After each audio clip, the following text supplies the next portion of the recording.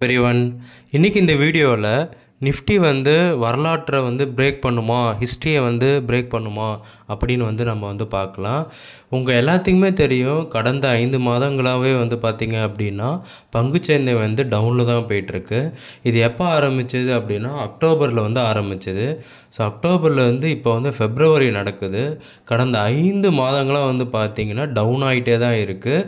So இது வந்து பார்த்திங்கன்னா 28 வருஷம் கழித்து திரும்பி வந்து நடக்க போகுது. அதாவது இந்த ஃபெப்ரவரியும் நம்மளுக்கு வந்து பார்த்திங்கன்னா நெகட்டிவ்லி க்ளோஸ் ஆச்சு அப்படின்னா இது வந்து பார்த்திங்கன்னா புதிய ஹிஸ்ட்ரியை வந்து மேக் பண்ணிவிடும். ஆஃப்டர் 28 இயர்ஸ்க்கு அப்புறம் அது நடக்குமா அப்படிங்கிறத வந்து பார்க்கலாம்.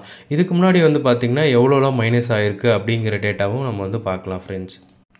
ஸோ இதுக்கு முன்னாடி வந்து பார்த்திங்க அப்படின்னா 8 மாதம் வந்து கீழே போயிருக்கு. அது எப்போ அப்படின்னா 1994 இந்த 95 இந்த பர்டிகுலர் டைம் வந்து பார்த்திங்க அப்படின்னா 8 மாதம் கீழே போயிருக்கு. நிஃப்டி வந்து எவ்வளோ டவுன் ஆகிருக்குன்னா 31% வந்து டவுன் ஆகிருக்கு. அதுக்கப்புறம் 5 மாதம் தொடர்ந்து கீழே போயிருக்கு. அது எப்போனா ஜூலைலேருந்து நவம்பர் வரையும் 1996 அந்த டைமில் 26% வந்து இறங்கியிருக்கு. அதுக்கப்புறம் 4 மாதம் 1990லேருந்து 1991 28%. அதுக்கப்புறம் இன்னொரு வந்து பார்த்திங்கன்னா 4 மாதம் கண்டினியூஸாக டவுன் ஆகிருக்கு 1998. இப்போ வந்து பார்த்திங்க அப்படின்னா 1998 அப்போ வந்து பார்த்திங்கன்னா 26% காணப்போகிறோம்.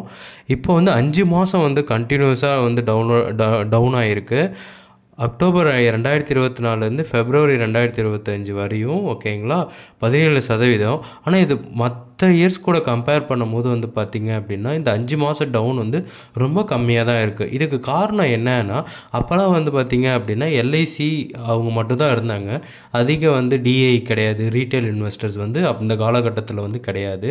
இந்த கோவிட்க்கு அப்புறம் தான் வந்து பார்த்திங்க அப்படின்னா ஷேர் மார்க்கெட்டில் எல்லாருமே வந்து இன்வெஸ்ட் பண்ண ஆரம்பித்தாங்க. ரீட்டைல் இன்வெஸ்டர்லேருந்து அதிக டிஏ வந்து பண்ண ஆரம்பித்தாங்க.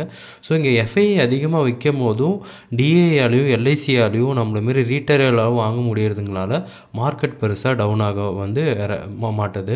இப்போ வந்து பார்த்திங்க அப்படின்னா ஃபெப்ரவரி மந்த்தும் ஃபுல்லாக வந்து டவுனில் க்ளோஸ் ஆச்சு அப்படின்னா நம்ம வந்து பார்த்திங்க அப்படின்னா நிஃப்டி வந்து புதிய ஹிஸ்ட்ரியை வந்து பிரேக் பண்ணிவிடும் ஃப்ரெண்ட்ஸ். ஸோ இதை தான் நான் ஷேர் பண்ணணும்னு வந்து ஆசைப்பட்டேன்.